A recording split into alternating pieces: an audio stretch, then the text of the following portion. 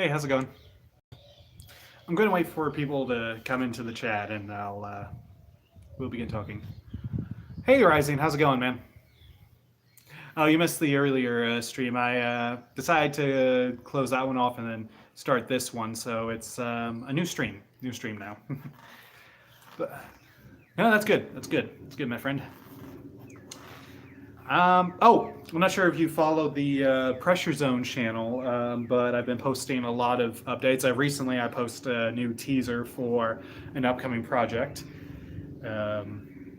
that's in the works. I hope you're excited about that.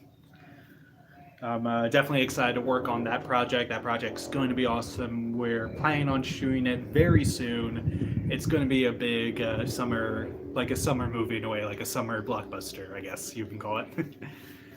So there's that to look forward to. The Blue Heart. It's that one's going to be interesting. I don't want to reveal a whole lot about it. I'll talk more about that on the Pressure Zone channel itself. But anyway, yeah, what's been new with you, my friend?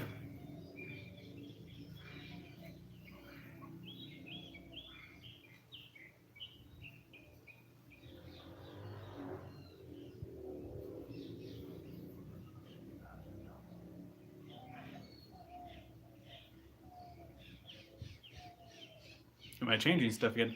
No, no, no. Oh, I mean by Tao rebooting the channel? No, no. There's nothing that's really changing. Everything's still going to be, set up the way it is. I now have something set up for the Pressure Zone channel, and I have everything ready. So yeah, you don't have to worry much about changing anything. In fact, the thing that actually is, I took your advice when it came to certain when it came to the requests deal, and I feel like now I think what I'm going to do is I'm going to go back to how I wanted the videos to be, and that is I'm going back to making the videos for fun and making them just enjoyable to watch. Really, I think honestly, I think I bit off more than I could chew when it came to the whole Pressure Zone situation. So I just want to first apologize for all the changes in me just kind of being indecisive when it came to stuff. I want to apologize for that, but now I know definitely what I want to do with Pressure Zone.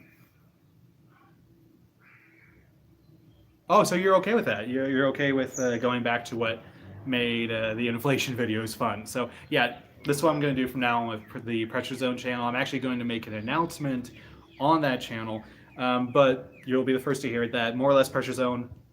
Oh, that's good. That's good. More or less Pressure Zone. There's not going to be any requests. There's not going to be anything like that. It's going back to if you have a suggestion for an idea or anything like that, then yeah, just leave in the comments or whatever, and I'll look into it. But as far as requests and all that, and don't worry about that. Just don't worry. Going back to what made that channel fun, and that's me doing these fun inflation videos.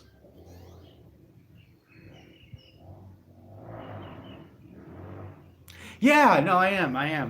That's like I said. That's why I'm really excited for the Blue Heart. I actually am working with someone who helped co-wrote the story and who's going to be a big part of this project. I'm really looking forward to that, and I just feel like revised in a way. Like, so when I say rebooting, I mean like more of a reboot for myself. It's like, okay, I'm recharged. I'm ready to go. Wouldn't you like to know? I am not going to confirm or deny anything. I'm not going to confirm or deny anything, Rising. That's, yeah.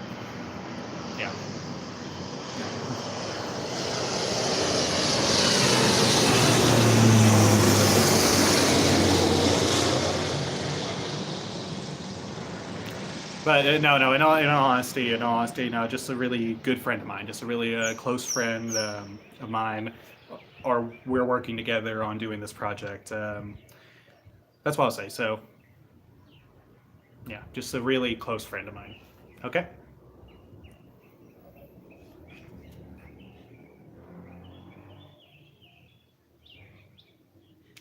But yeah, so that's the news for Pressure Zone. It's going to be back to what I kind of always wanted to do. So that's for that. Now, when I say rebooting, I mean more in regards to what's something that I can do to bring almost new life into this channel in particular. When I say rebooting, I was talking about a couple of different ideas because I think I posted something. This was months back.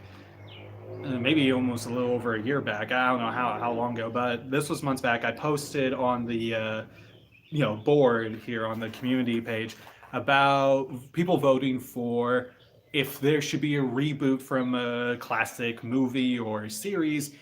Which one would you like to see? A Back to the Future done as like a YouTube web series, or Die Hard done as a web series? I did something like that, and I kind of thought more about it, and um, I really would like to do the Back to the Future reboot series, but as certain things happen, it turns out that might be pushed back to the back burner. Oh, that's a good. I love that movie. That is an awesome movie. That is like a beautiful silent movie. I love that movie. Really good. That's a good one. That's definitely a good choice. A lot of material, to work with that one. Oh, sorry.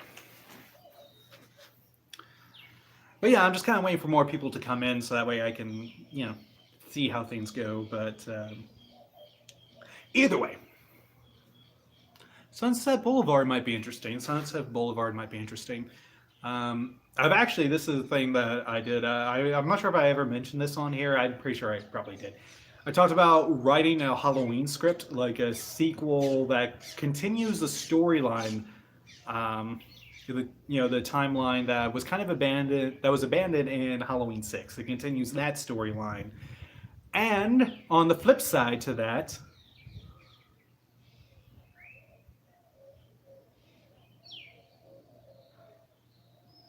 yeah, definitely, definitely. Yeah, no, that would be tricky to do, but it would be interesting to try to do Sunset Boulevard. That would be interesting. I'll have to look into that. Um, I think I mentioned about my Halloween script idea. I found the script, I retooled it a little bit, and went with an ending that I think people are going to like. So I have that, and on the flip side of stuff, I actually I know how bad this movie was. It's a terrible sequel to the series. The it's like the big golden turd of the Halloween franchise, and only to be taken up by Rob Zombie's Halloween 2, which we're not talking about that. We're not going to talk about Halloween 2. Halloween 8 Resurrection with Buster Rhymes. Now here's the thing about that movie, and I'm going to be fair with this movie. I'm going to be fair with the movie as a whole. Is it a bad movie? Yes, by all stretch of the means. But it's one of those movies that's so bad it's almost kind of funny. Like it's like at that point, Halloween became a parody. It became a parody of itself. I'm not sure if it was intentional or unintentional, but that's what happened with Halloween 8. Um, Although there were some interesting things that I think could have happened with that series and how it could have gone. In particular, all that, I think what I thought would be interesting with the whole idea of Laurie Strode's story, even though her story ends in that, I had this idea because it was actually if you read up more on Halloween 8, originally when Michael stabs her and she's dying, she had this line, but it was cut out ultimately because I think I'm not sure what it was. I'm not sure if they secured Josh Hartnett, who played Laurie Strode's son in Halloween H2O or not. But she was supposed to say to Michael, "You're never going to find my son," which would hint towards a sequel, and he'll go after Josh Hartnett's character. Now they cut it out because I think they had this whole conversation with Josh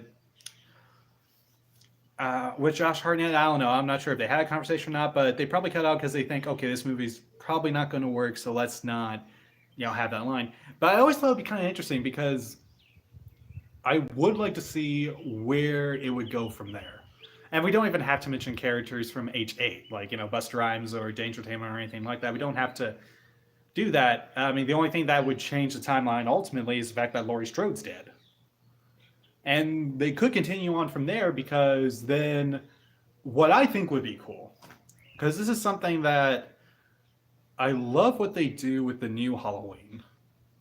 Like the newest Halloween movie that came out, and I love how they retconned everything. Like they're like, oh no, she's not related to him. It's just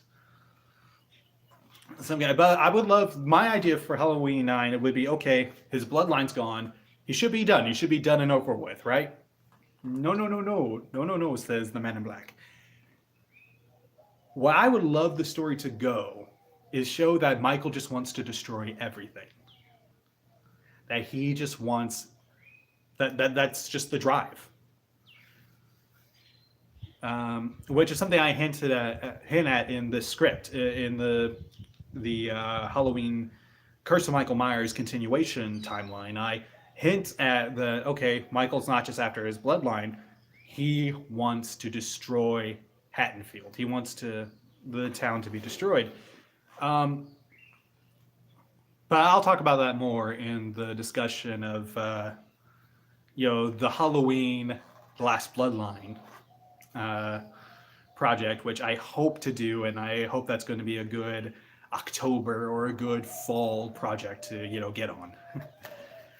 Because I really would love to do that. I really would love to continue Michael Myers' story. But with the H8 situation and going on to the true Halloween 9, I was bouncing around a couple different ideas in my head. I know I want Josh Hartnett's character to be involved in a way, and I want there to be a character that's very much carrying on the mantle of Dr. Loomis. Because Loomis is a big part of the Halloween franchise. He's always been a big part. He's the Van Helsing to the series. Now, a lot of people look at Laurie Strode as the Van Helsing, but really I think it's Dr. Loomis. Dr. Loomis was the Van Helsing. In fact, John Carpenter said when he was doing Halloween, the first Halloween, he actually wanted Peter Cushing. He was looking at Peter Cushing, Christopher Lee. He wanted that because he wanted this to be reminiscent of the Dracula movies and have, a Van Helsing type of character archetype. But this thing, Peter Cushing turned it down. He turned it down because he thought the script was terrible, and he would later say in his life that I probably should have turned that down. That he regretted doing that. He regretted turning that down because, look at what happened with Halloween now. It became so big. But I had this idea of the Halloween 9 would continue the Josh Hartnett story and him, kind of going through what Laurie went through during her whole deal, like, her going through PTSD in a way. I was kind of trying to, balance the story of, like, maybe he's going through it, but he has a better control of it. Like, he's still wanting to carry on with his life. He still wants to, move on, or he goes in because there's many different ways you can go about that type. And the ones I've seen that are done, like, as much as I think it's, good storytelling, and it's probably true for a lot of people, that, they can't move on. That, like, Laurie, she became a survivalist. She became, like, basically Bert from Tremors. Like, she has, like, a shooting range, and she took up all that self-defense, so she became that, like, survivalist.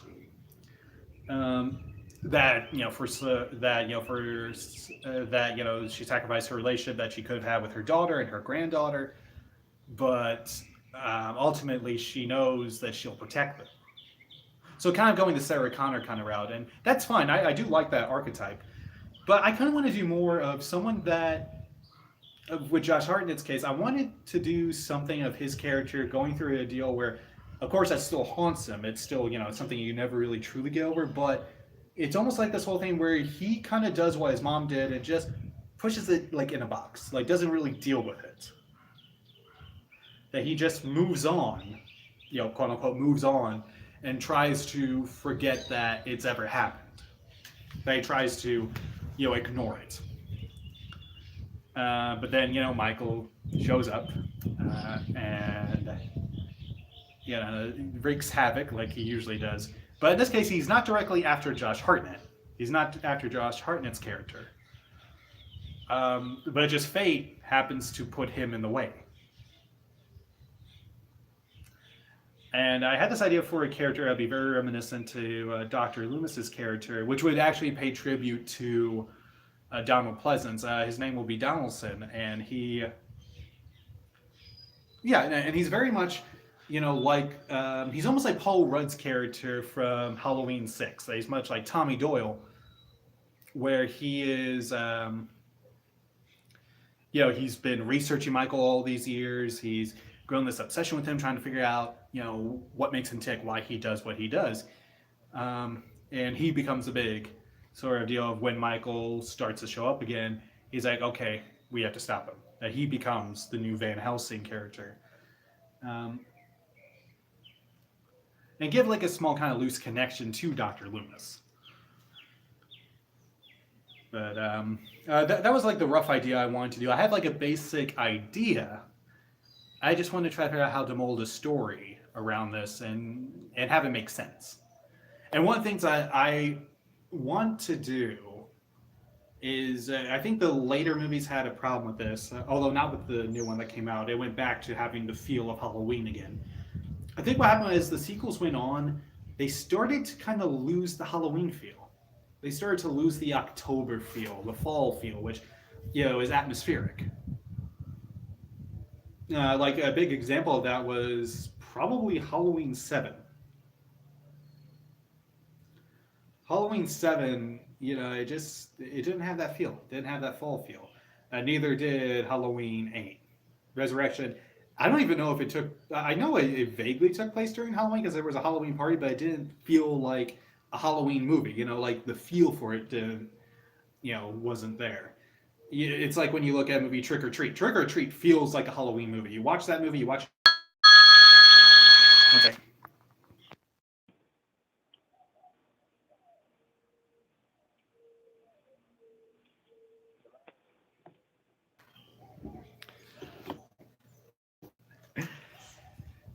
But yeah, that would. But it's like trying to. I want to capture the feel of Halloween again, like the October feel, especially with the true Halloween 9 sequel I had in mind. But we'll see how things go. I said these are just rough ideas I've had, like in the back of my head, and yeah, let's talk about. Speaking of reboots, how many of you all seen the new Pet Cemetery?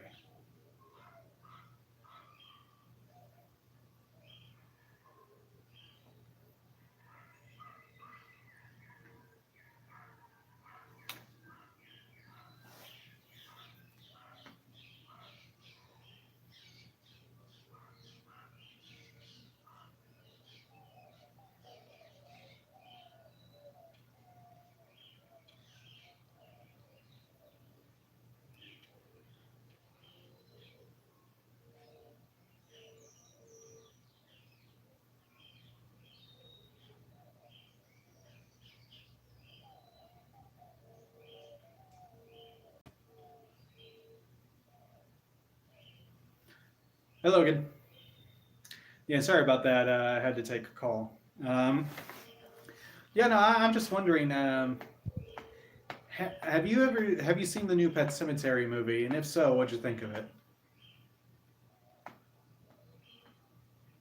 Because I have some thoughts on the Pet Cemetery movie, and I wanted to sit on this for a while, so that way the spoilers aren't a big deal because everyone's gotten a chance to see it at least, so I could talk about it. Okay, here's the thing. There's elements of that movie that I enjoyed, and stuff about that I felt like okay, no, but it is one of those things where it doesn't even feel like a remake. It's just another adaptation of the story, which I guess you can look at it as that way. The stuff that I liked that they actually included the Wendigo more, because the Wendigo was a big thing in the book.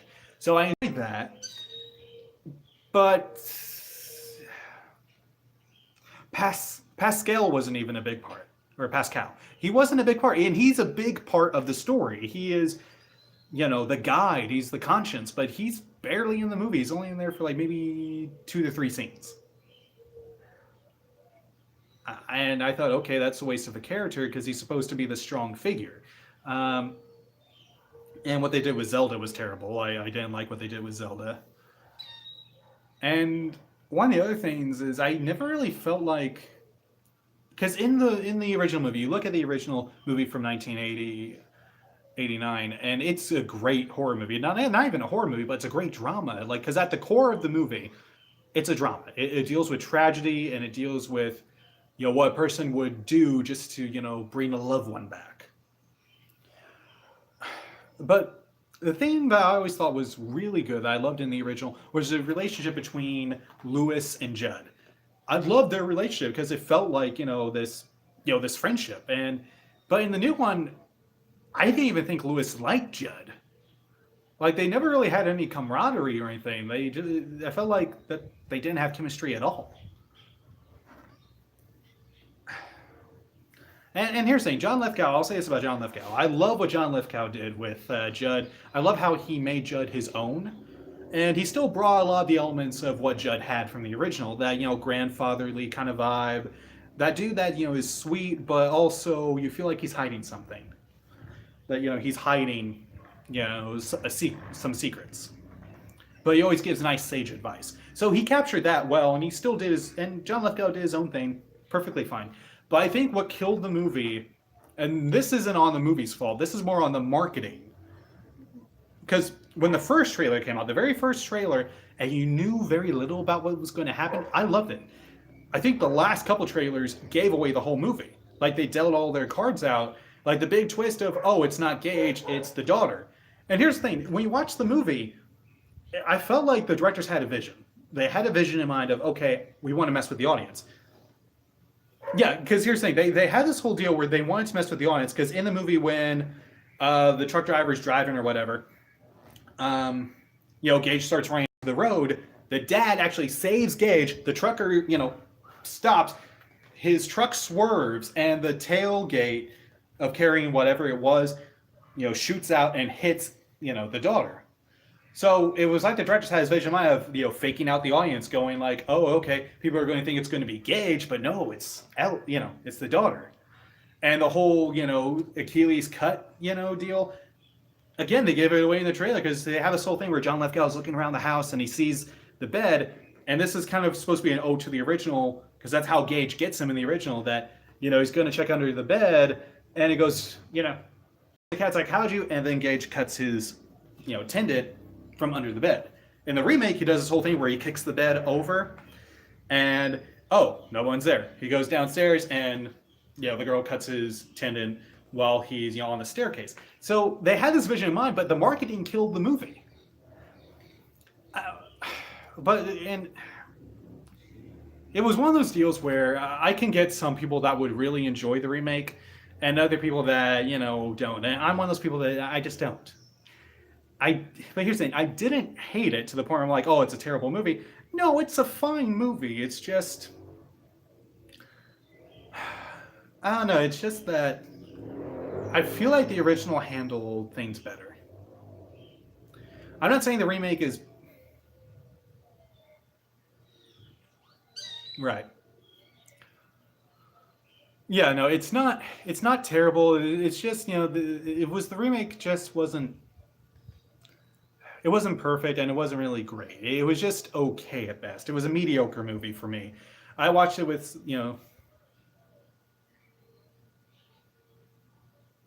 what's off?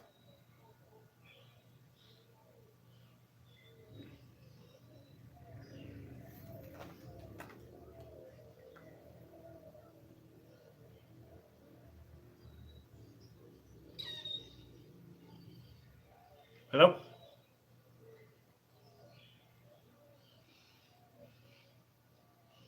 Your opinion. Oh, so you like the Pet Sematary remake?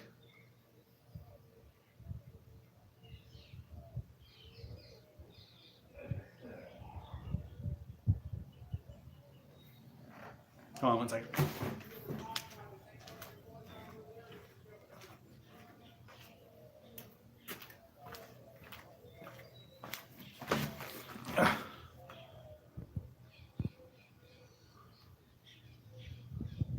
Oh, okay. Well, what do you mean my opinion's off on?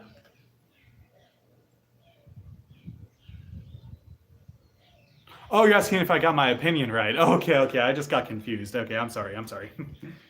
Yeah, no, no. Yeah, no. The movie was just off. It was just an off movie for me. That I'm like, no.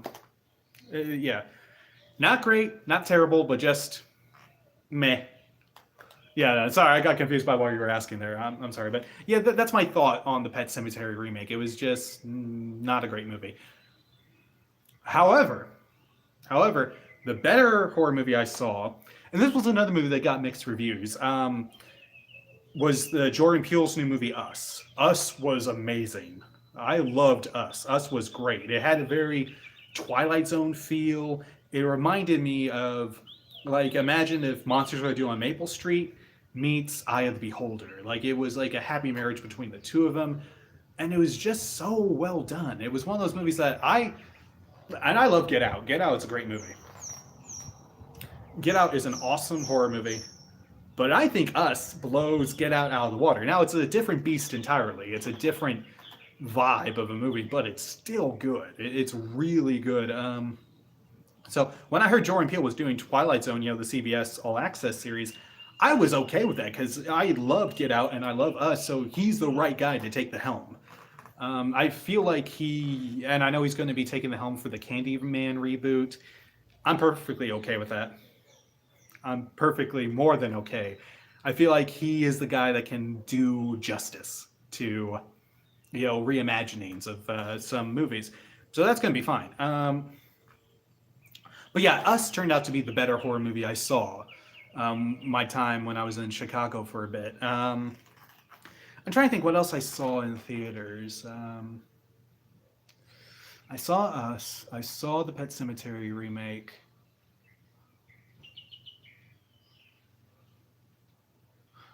And I saw Avengers Endgame. Absolutely loved Endgame. Endgame was amazing. I think that was about as far as movies I've seen when I was in Chicago. But recently, I did see the new Aladdin movie, and that's got a lot of people divided on opinions. A lot of people are divided on that.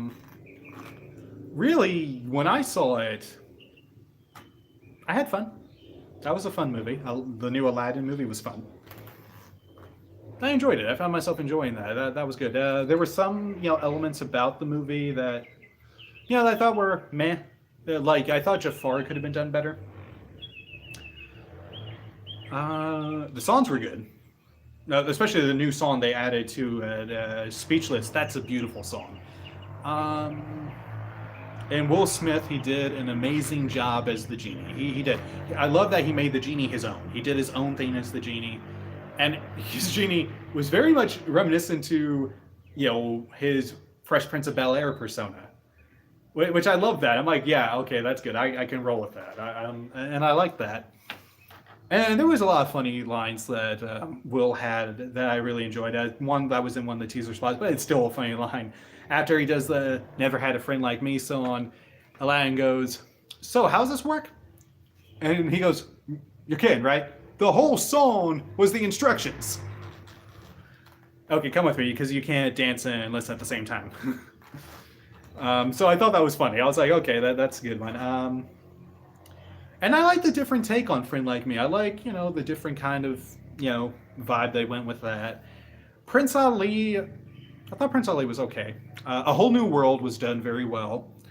That one I felt like, okay, that one's going to be the really good song. They're going to nail that. And they did. They nailed that very well. And they did, One Jump Ahead. They did that. They did Arabian Night. The thing that threw me off a little bit about the music is they changed some of the lyrics. Like, lyrics have been changed around a bit. Like with the Arabian Night, instead of it going, I'm trying to remember how it went. It's like, oh, imagine a land, it's a faraway place where the caravan camels roam, where where the heat is wild and it's intense, it's barbaric, but hey, it's home. They changed it to, oh, imagine a land, it's a faraway place where the caravan camels roam, where you wander among every culture and tongue. It's chaotic, but hey, it's home. So they did change some of the lyrics around, and the new lyrics were actually written by the people behind Greatest Showman. Especially the new song Speechless was, their song that they added in, and it was great. Like, Speechless was a great song. Like I said, the only weak points for me were Jafar. Jafar, I just felt like wasn't good. And I don't know if this was so much a combination of the writing that they gave him or the actor. I don't know. I just felt like Jafar was a little weak. But the guy that played Aladdin did fantastic. And what was surprising for me, they got a guy that looked like Aladdin. That I'm like, okay, if they were ever going to do a live action version of the cartoon, He's a good candidate, and he did great. And Jasmine was amazing. Jasmine, I loved Naomi Scott. She was fantastic as Jasmine. Um, so yeah, the casting was fine. It was one of those things where I really had fun watching the movie, and when I was watching, I felt like a kid again. I felt like I was watching Aladdin for the first time again. Um, does that mean I think it's better? No, no, no, no. My heart's always going to belong to Robin Williams. That's going to belong to the original because Robin Williams. That was Robin Williams' movie. Robin stole the show from in that movie.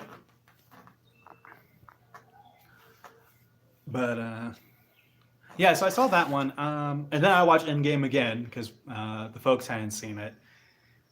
Oh, and I saw Shazam. Shazam was great. I don't think I've talked about this, but Shazam, when it comes to DC movies, usually they're a miss.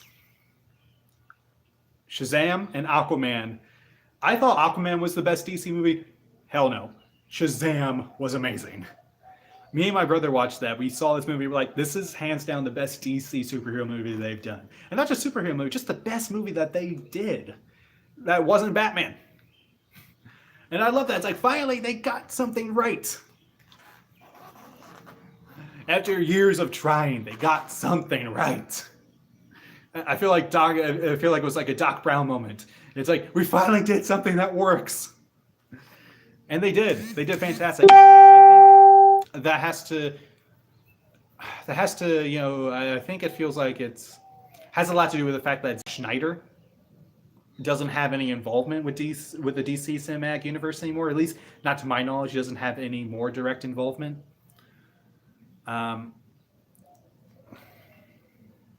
However, and then there's this other movie that's out that I want to see that I heard great things about. Is Brightburn. Because when I saw the trailer for Brightburn, I'm like, oh, this is Ultraman's story. This is evil Superman's origin story. I know they can't officially call him Ultraman, but this is freaking Ultraman. And I love Ultraman as a villain. He's my favorite villain. And I heard great things about it. I hadn't seen it. And the thing is, it's not playing here in Puerto Rico, or it's playing in some places here and there, but it's not, like a big wide release. Like only certain theaters are playing. I don't know why that is, but it's one of those movies I really want to see.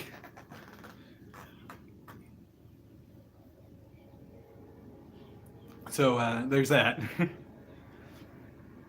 But as far as like the big movies that I really want to see, I know my mom and dad they love the X-Men movies, so they want to see the new Dark Phoenix sometime this weekend. So we'll probably be doing that. I'll probably do a video talking about Dark Phoenix, which I saw a piece for that. That looks like it's going to be cool. That looks like a cool X-Men movie.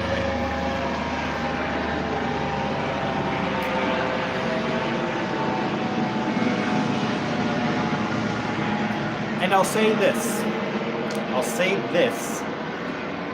I know I'm probably going to get a lot of hate for this, but I actually really enjoyed X-Men Apocalypse. I don't get what people were so hung up about that movie. I'm like, I thought X-Men Apocalypse was awesome.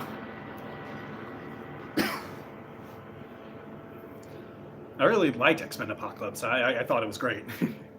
So I don't get what people were upset about, about that movie. I thought it was cool. But yeah, Dark Phoenix, I'm looking forward to that. And they do say this is the final X-Men movie. But I think when they say this means this is the final X-Men movie that Fox did alone. That Fox did before the merger with Disney. So this is the last, Fox, property without Disney's involvement.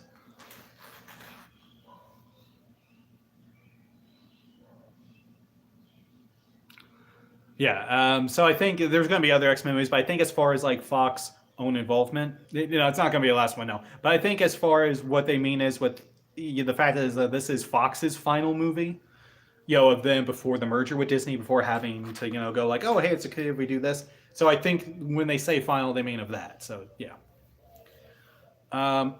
which means there's only two more that Fox has still, which is Deadpool.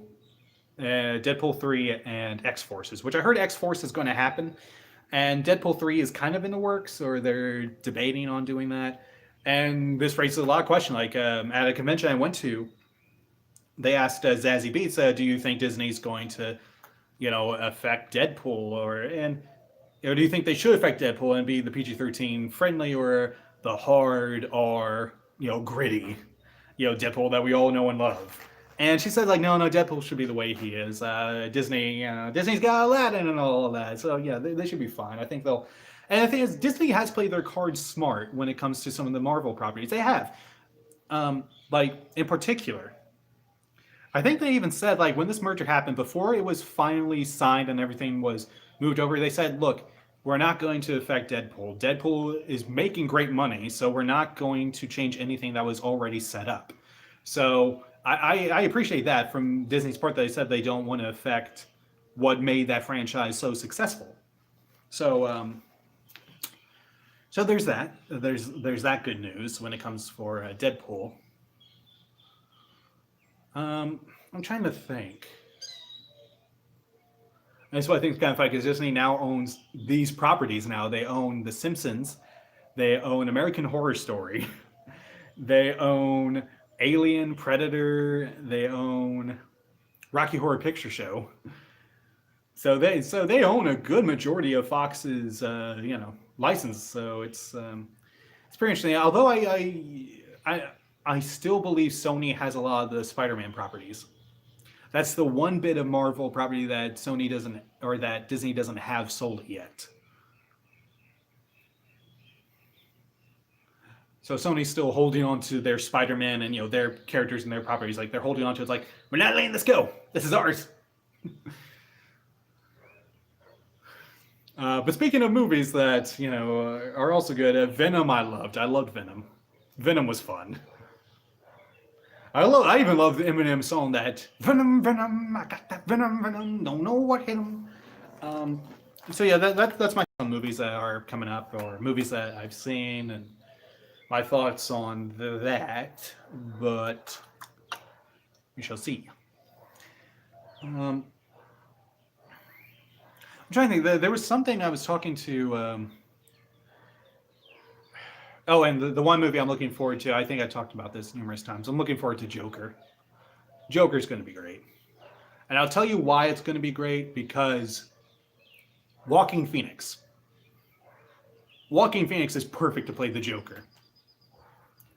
I mean, I don't know who thought it was a good idea to have Jared Leto or Jared Leto, whatever the hell his name is.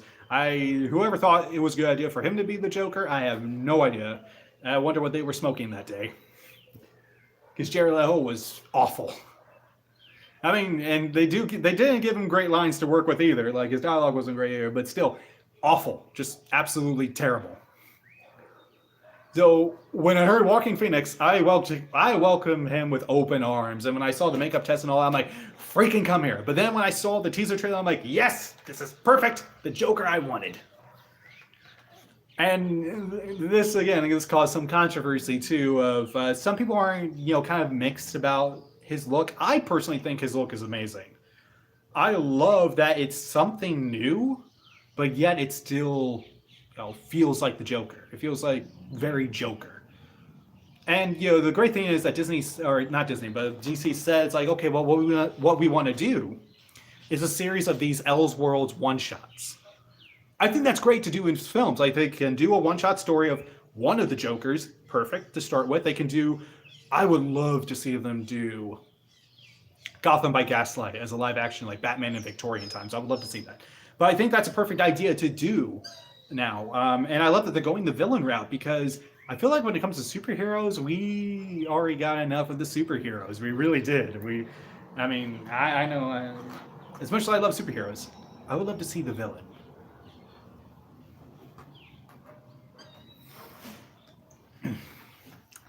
So I think DC's playing their cards smart on that. It's like, okay, they stopped following what Marvel's doing and started doing their own thing. That's what I think is working for them now. But yeah, what I wanted to talk about with this channel, again, no big major changes, but I just want to talk about what I'm trying to think of what I can do to breathe new life into this channel. This channel in particular, because I already have in mind what I want to do with Pressure Zone and how that's going to go about now from here on out. But I really would love to hear from you, Rising. what do you think is something that I can do with this channel in particular to breathe new life? Because, like I said, I have energy now. I'm happier now. I have. It's like everything's been rebooted already. It's like, I feel revitalized. I feel like, okay, I'm ready.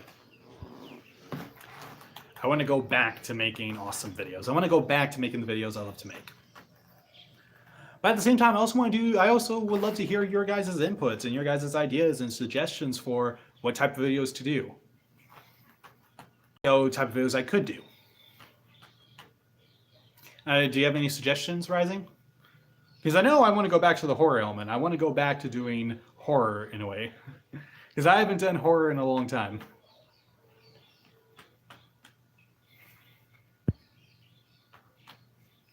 Horror is something that I really, really, really miss doing.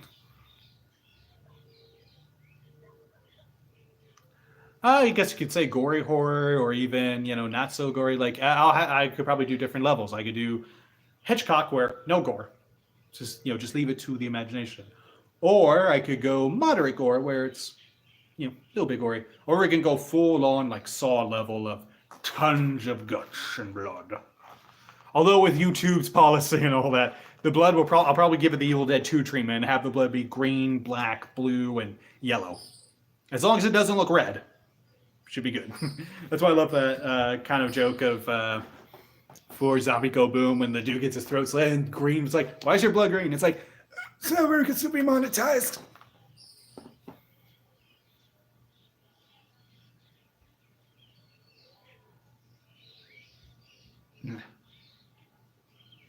The dinner.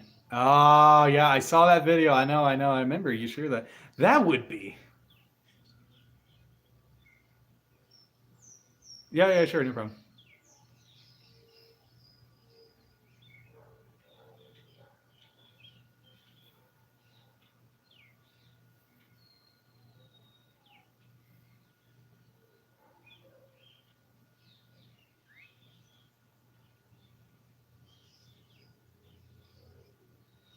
Oh, we did? Okay. Well, I didn't know. I don't know, like, YouTube's whole rules about when it comes to fake blood. But yeah, no, I mean, yeah, so maybe gory, maybe. Like, I'll probably do, like, a couple different types.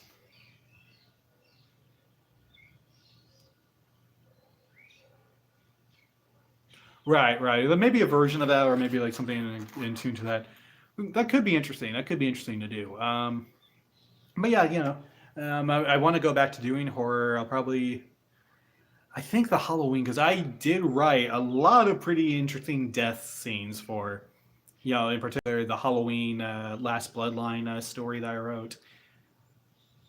And I had a couple ideas for certain kills for, Halloween 9.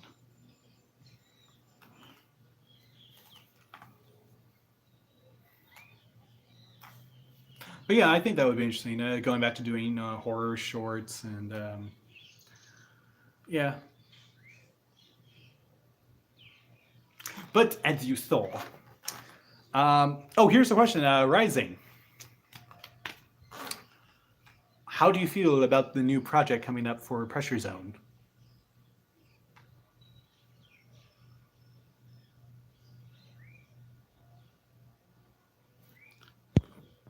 There's an inflation artist whose work I enjoy. You could ask. Oh, really? Who is it?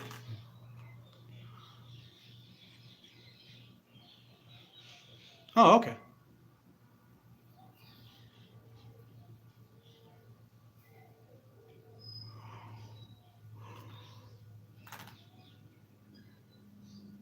Okay, cool. No problem.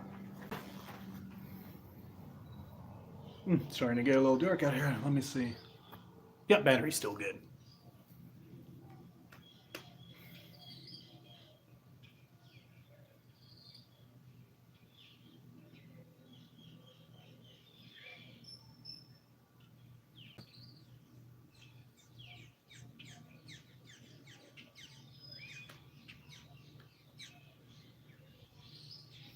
Nobody's home.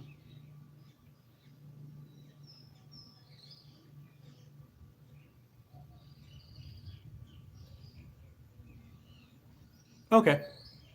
Yeah, I'll definitely take a look at that link. Hold on a sec. Oh wait, no, I can't. You know, after the stream, I'll definitely look at that. I definitely will. I'll look at the time code for that. So, yeah, I'll definitely take a look at that and see what you mean.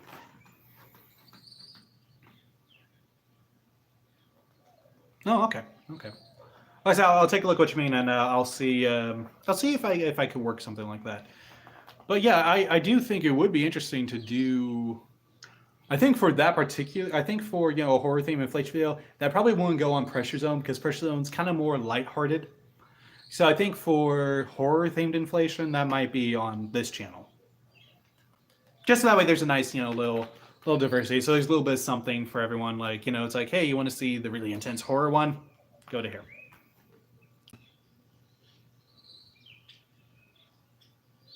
Ah, okay, okay. Q.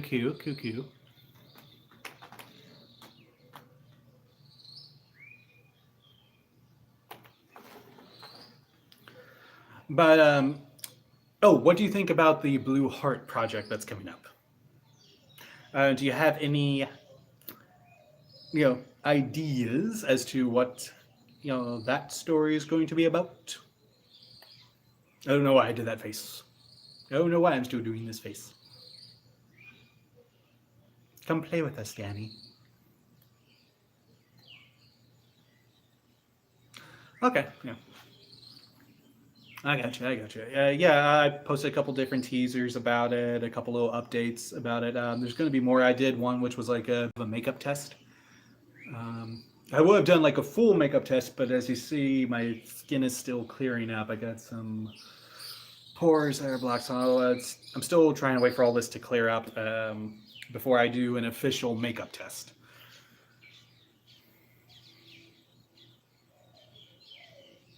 And I'll probably do a little.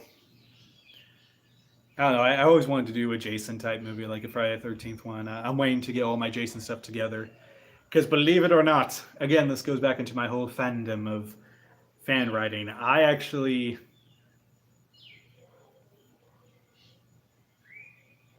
No, I don't think I have. That's something I'm going to have to look into, though. Latex prosthetics. Back in theater, back when I did Frankenstein, I did use they did use like some liquid latex prosthetics for me to do the deformed face. So yeah, I have. I mean, my makeup artist did it. I never applied it myself because it would have looked terrible if I had done it.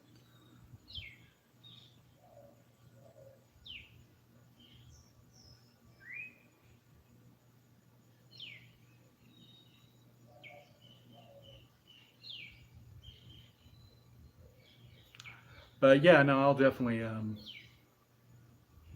Yeah, but no, it's something I'm interested in looking into though. Looking into figuring out how to like DIY that.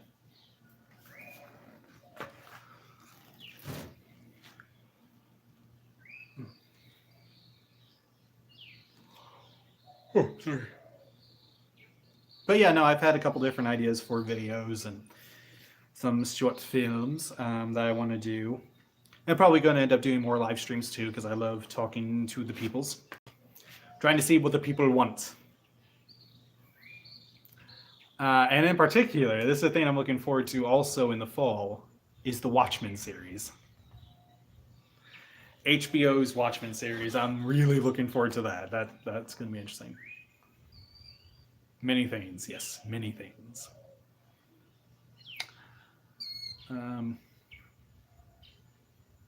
Yeah. Oh, but I was saying about the Friday the 13th deal. Again, I'm going to get into controversial territory here. Because the one that's universally panned as the worst Friday the 13th movie, right next to Jason Takes Manhattan. That movie is just fun to watch, though, in general. I actually really love Friday the 13th Part 5, A New Beginning. I really, really love Part 5. I don't know what it is about the movie that I enjoyed. I think it had, at least for me, the best cast. Like, it actually had a cast of characters I really enjoyed, that I really liked, and even though they didn't show a lot of the kills because the MPA was really on them at this point. They were really on, and they'd be like, no, you gotta cut this out, you gotta cut that down. So the MPA was really on their was really at them about that to be like, no, no, because these movies are too intense. Uh, sorry. As a horror fan, have you seen Friday the 13th Part 5?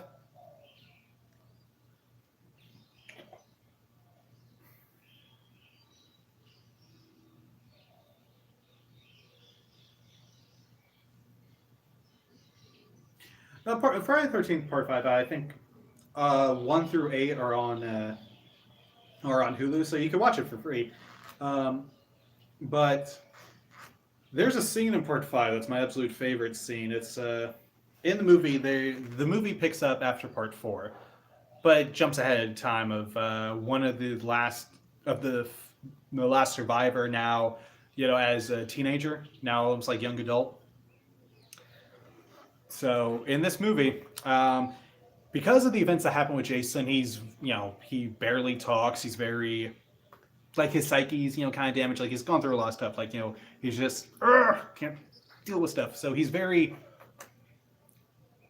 he's disturbed in a way. But so he goes to this outreach center for young youths who've gone through stuff. That's what the movie's built around. And during his first visit, they already established that he doesn't like to be touched. They established that he doesn't like to be touched, but also that. One second.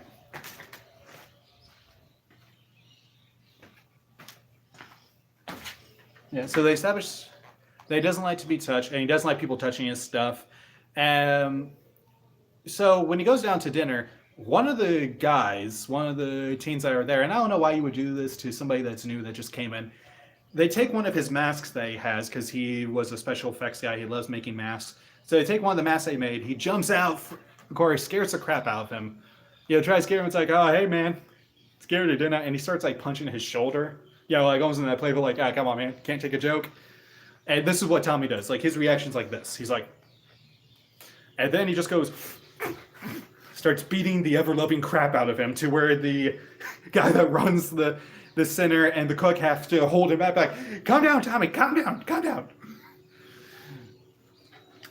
Because they also established in the movie that because he had to fight Jason at a young age and he defended himself, that he has this whole thing of whenever he feels like he's in danger, he goes into survival mode real quick, where he will beat somebody down to the point where they're not going to get back up to hurt him back. Like, that's how his brain works. Like, oh, you hurt me? Well, I'm going to make sure you're not going to, hurt me back. That's kind of like how his brain works. And he's absolutely my favorite character because he's just that kind of guy that's like, I can't take this, and starts. And I'm like, dang, dude. That's why I liked Tommy in that one. And again, there's a lot of memorable characters, at least for me. A lot of funny characters, and it's one of the more fun Friday the 13th movies for me. So if you haven't seen it, I recommend checking it out. And it's very 80s. It's one of the few Friday the 13th movies, at least for me, that felt very 80s.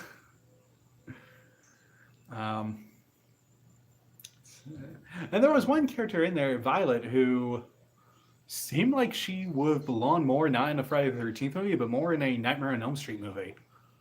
Like, her character felt like, oh, I feel like she should be in, like, Nightmare on Elm Street, not Friday the 13th. But, she was kind of cool, too. Like, she's one of those characters I kind of wish they would have kept around longer because they were kind of developing her a little bit. And one thing that's interesting that I think is kind of weird about this movie is sometimes they'll just introduce characters that they'll introduce, in one scene for a little bit, and then they would kill them off in the next. And I get because they need a body count or whatever for the movie, or else, you end up with like a 35-minute short film. And I also love the hockey mask that Jason wears in this one. It's different because I love the blue decals on the mask. Because for a long time, it's always been like the red decal and the red there. But no, I like that this one doesn't have the top. It just has the blue decals. And I like that. I was like, okay. I like this because blue's my favorite color. So that's why I like the mask in this. And also, I liked how he dressed because he almost dressed almost similar to Michael Myers, where he just had like the mechanic suit, like the coveralls, and I like that. I don't know why. I just like coveralls. If I could do an inflation video in coveralls, I probably will. Be on the lookout for that.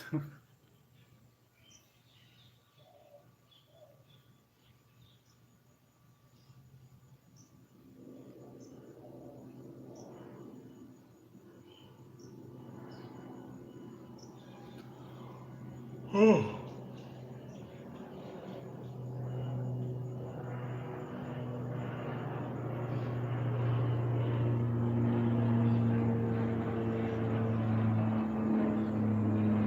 Yeah. No, I'm going to try to, because believe it or not, I'm not sure if you can tell, I have lost weight. I have been losing weight. Albeit, strange thing, I still have a big belly. So that's a weird thing. I'm losing weight, but I still have the dad bod. Strange. Oh, really? What kind of ideas? Like video-wise or like actual exercise and health stuff? Hot. Dilf. I don't have kids.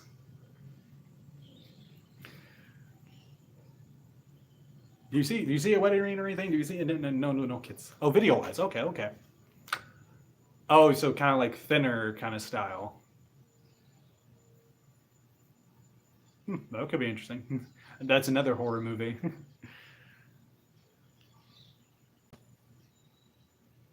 But yes, oh, fake torso. Interesting. Gonna get into the special effects territory for this one.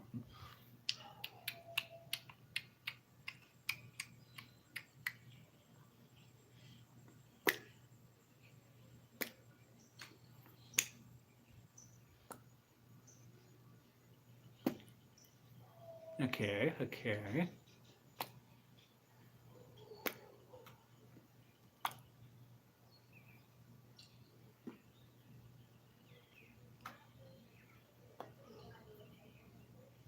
Okay, I'm interested.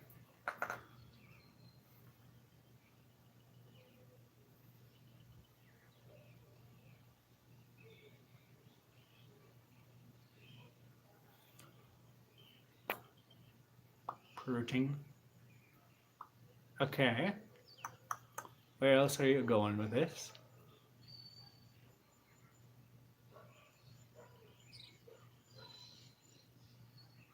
Ah, okay, okay, I see, I see. That could be interesting. Oh, what's the price? I'm up on the terrace, by the way. Just letting the folks know where I'm at.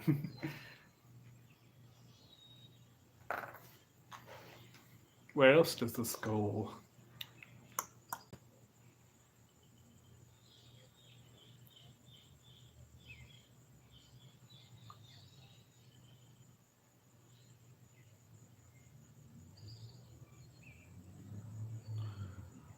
Oh, okay, okay.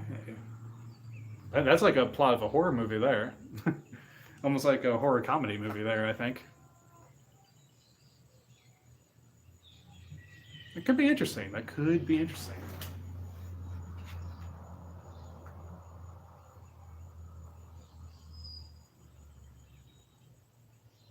That's a good idea. I like that idea. Definitely keep that in the memory bank. Keep it up here in the memory warehouse.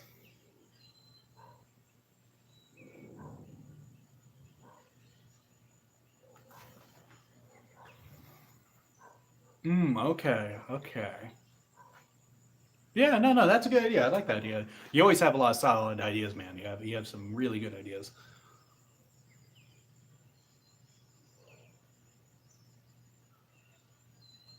Since I have to act like two different. I don't know. Well, actually, there's this thing, a double role. Yeah. Well, there's actually saying I'm actually looking at different actors to act in some of the videos I do. I think in particular with the Halloween one, I'm definitely going to get people from my neighborhood, people that I think would be cool in it. I'm actually looking into who I can get to act in. I think I'll start him with the Halloween script. Give him something mainstream to kind of look in and be like, oh, a Halloween horror movie. Okay, sounds cool. To easily to delve into that. Yeah, freaking fly, or mosquitoes, skeeters as we call them. But yeah, no, definitely, I'll definitely look into that.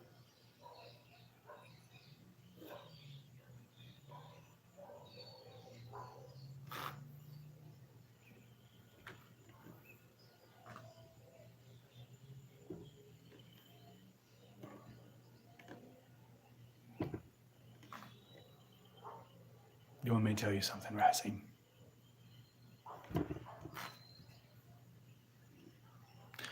How close can I get to this camera before it gets uncomfortable for both of us?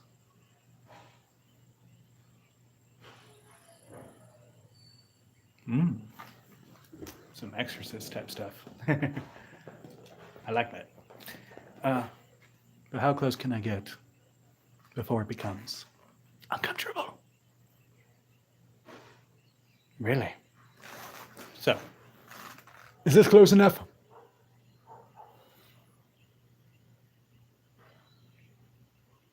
Look at me in my eyeball.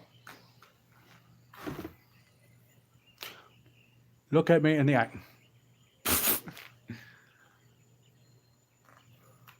All right, pick an eye to look at. Pick one. Pick one.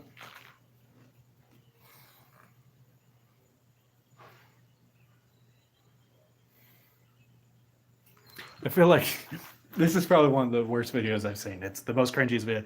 Joey's World Tour. Hey, Joey seems like a nice guy, but he does. I think this video is long since deleted and it's not on his channel anymore.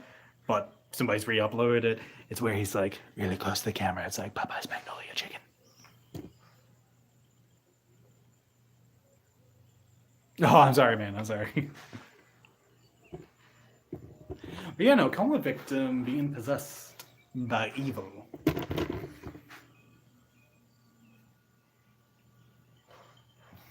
My bad, dog. My bad. Probably might have to end up, stopping the stream here, and I'll probably start back up later, because the mosquitoes are starting to bite. So, I'm going to get going. It freaking. Ooh. Okay, okay.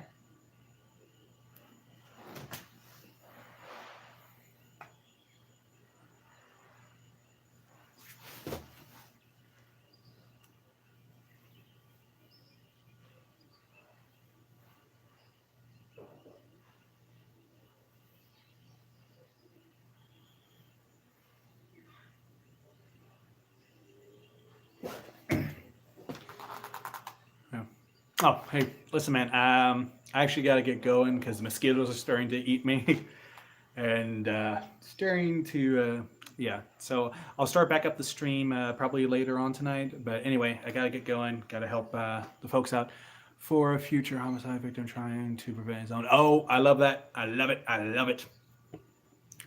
Yes, but I got to get going. But until then, I will catch you later, man. Okay. All right. See you later, Rising.